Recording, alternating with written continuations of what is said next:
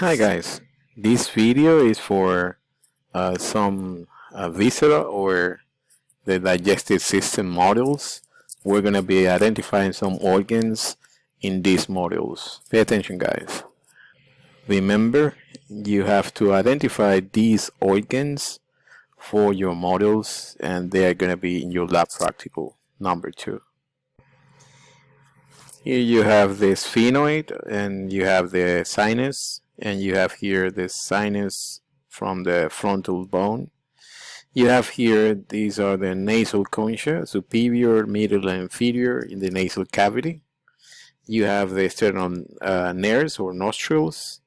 You have the maxillar bone, which is the hard palate right here, and the soft palate is going to be behind that. You have the oral cavity, this one. You have here this cartilage, which is the epiglottis, in order to cover or block the trachea and the airway when you're swallowing.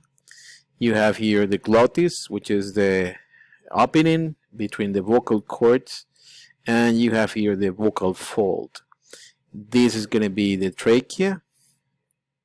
Here you have the pharynx, and you have the three portions of it. You have the nasopharynx, you have the oral pharynx, and you have the laryngeal pharynx. And here in the nasopharynx, you have the entrance to the auditory tube and the internal nares. And again, this is the organs for the head. Some other organs in your neck, you can see here the anterior view. This is the hyoid bone, and this is the biggest cartilage you have in your larynx, which is the thyroid cartilage.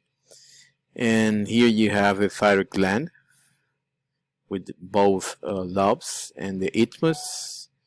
You have down here the airway, which is the trachea. This part is the trachea and the rings, the cartilage rings. And you have here the superior thyroid artery. And these are the common carotid arteries. This is the external one and this is the internal one. In this model, we can see the salivary glands. Here we have the biggest one, which is the parotid gland, and this small tube here is the duct for the parotid gland. Here you can see the veins and the artery. This is the common carotid artery. This is the internal one, the external one. And here you have the jugular vein. And this picture is for the palate. This part is the hard palate, which is the bony part. And this part is the soft palate, which is the soft tissue, connective tissue or muscle part. Again, you have here your nasal cavity, and back there you have the nasopharynx, and then you have the oropharynx and the oral cavity, and finally you have here the laryngopharynx, and these three portions is the pharynx. We have the airway, the trachea, and we have the epiglottis covering the trachea when you have to swallow anything. Connected to the mouth and the pharynx, we have the esophagus, which is posterior to the trachea, the esophagus, which is the second portion of the digestive tract. Here we can see the pathway for the air when we have the nostrils, nasal cavity, and nasopharynx, oral pharynx, and then laryngopharynx, and then trachea and bronchia and lungs. And regarding the food, when we ingest food, we have the food here in our oral cavity, and then the oral pharynx, and then we have the epiglottis covering the trachea in order to block the passage of food into the airway. Instead of that, we're going to pass the food or bowl. It's going to be over the esophagus and then in the stomach. In this model, you can see some other organs. Here we have the thyroid gland, and here we have the great vessels, we have the common carotids, and we have the jugulars and draining the subclavian vein.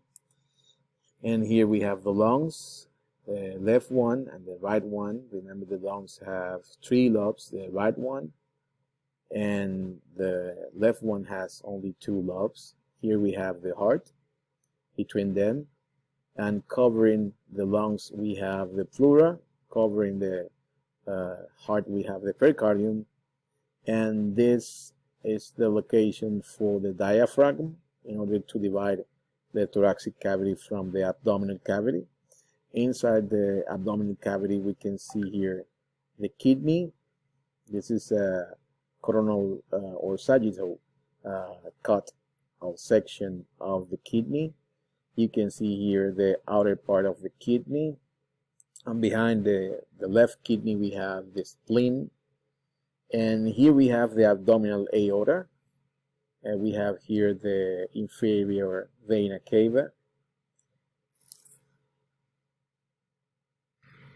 In this model we can see again the lungs covering the heart. We have here the trachea and the division for the bronchi. Here we can see the big gland of the digestive system, which is the liver.